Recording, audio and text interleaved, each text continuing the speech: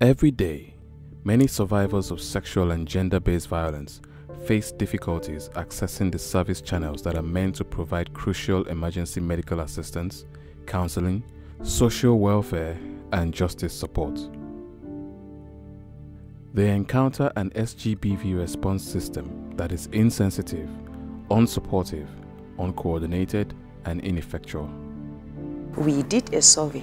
Out of 100 reported cases, only 35 were able to go to court. And out of the 35, only 3 got justice.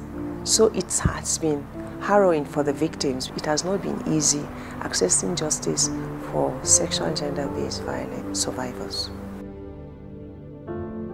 For every survivor of sexual and gender-based violence, there are 4 service points that are not only crucial to their immediate and longer-term physical and mental well-being, but also crucial for securing the best justice outcomes: the hospital, the police, social welfare departments, and the courts. Statistics show that lapses at any one of these service points contribute significantly to the inability of survivors to obtain justice and healing.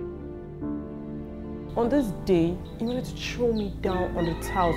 So my saving grace was me hitting my head on the wall and falling on the bed. If I had landed on the floor, I don't think I would have survived it. Most of these beatings goes with a rape immediately. And then you're asking him if he's normal, and then he's saying to you, you're his legal wife. And so he has every right to not just physically assault you, but sexually assault you.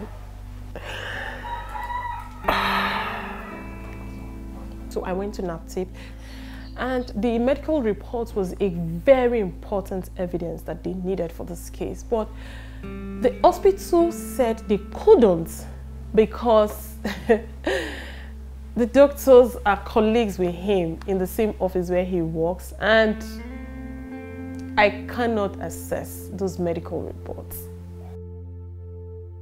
Shekaranta 5 makwabci ne muke da shi. Ranan da dubu ta tashi cika, uwar ne ta same shi, uwar yarinya. To kin ji mafari kenan da muka sani, shine sai ya kasance cewa ashe ba ma so ɗaya ba so biyu bane. Wannan shine na 3. Allah to na sirri shi. Kanina ne ma ya tafi da state din da ita yarinya da sauran 'yan sanda. The next day again sai suka ƙara cewa wai yaron shi kanina din ya dawo da kuɗin case file. Nuna masa ba mu da kuɗin wannan case file din. Kawo shi kenan za su neme mu. Growing up as a deaf child was a big challenge for me. Expressing my feelings was difficult. No one was ready to listen to me because they believed that anything I say is useless. One day, we were sent to work on the farm. Because my cousin was the oldest amongst us, he sent everyone away, leaving just the both of us on the farm. My 18-year-old cousin raped me at the age of 12, and nobody believed me because I was deaf. My grandmother and my own mother did not believe me, so I felt it was my fault. I wanted to kill myself. If they do not believe me, how can they take me to the hospital, police station, or even the court to get justice? So the matter died within my family. I went to Bible study. I gone back. And I began to tell me the story. My neighbor, all of us eating for one plate. She come inside their own room, lock up passage. The man now holding his hand, he push him on our chair. He remove his towel, tear his pants. After I rape her, finish, he want her. You don't want to hear her from anywhere. Even though we, parents, ask her, look, you no talk. If you talk, you go come inside our house, kill him. Nobody will know. Our father go and call police. Police arrest the man. After they lock the man, they bail the man. That's why you quickly go to court to help them that the court will help. But they didn't see the help. I come today, come tomorrow. Every month. Every time court didn't hide my daughter, they go open my daughter face. Everybody see my daughter face. Even to pregnant when you belly big, everybody seeing it. Small baby when they train for school, just spoil that for me. Just rape her. 13 years child. So, how can service points that provide support to victims of sexual and gender-based violence be better positioned to ensure that there are no lapses when they need to report a crime, gather evidence, get social support, and access justice? The moment a victim gets to the police station, she should be referred to the gender desk, because it is expected that the gender desk is manned by a personnel who is conversant with gender issues.